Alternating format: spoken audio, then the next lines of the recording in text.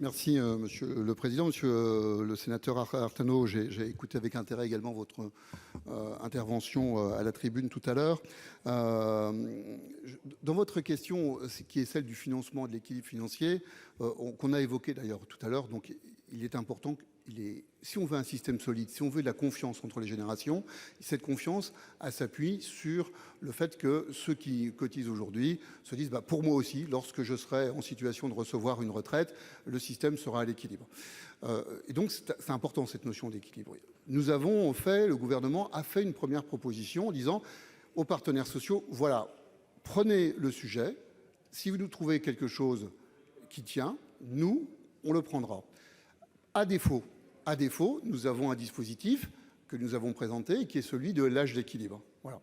Mais ce sujet-là, l'ouverture qui a été faite à l'époque, et elle est toujours d'actualité à la démocratie sociale, elle est bien présente, à tel point que là, lorsque Laurent Berger a proposé de tenir une conférence sur le financement, on dit banco, et le Premier ministre reviendra sur la méthode vendredi. Donc je ne peux pas aller beaucoup plus loin, puisque c'est vendredi que le Premier ministre reviendra sur la méthode.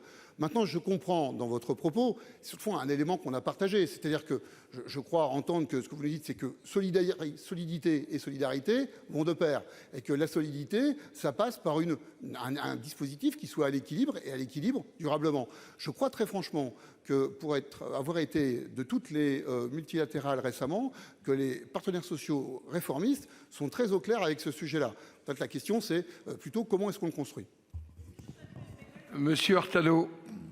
Merci, Monsieur le Président. Ma question, Monsieur le Ministre, n'était pas sur les modalités pratiques du calendrier qui va être décliné ce vendredi, c'était sur le principe même. Et j'ai été très précis dans ma question.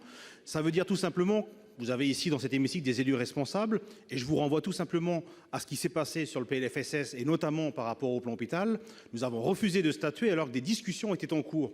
Pensez-vous réellement que nous allons travailler sur un projet de texte alors que peut-être des discussions sur une convention de financement vont avoir lieu? Ou est-ce que le gouvernement va tout simplement passer en force parce que le projet va être présenté au Conseil des ministres le 24 janvier?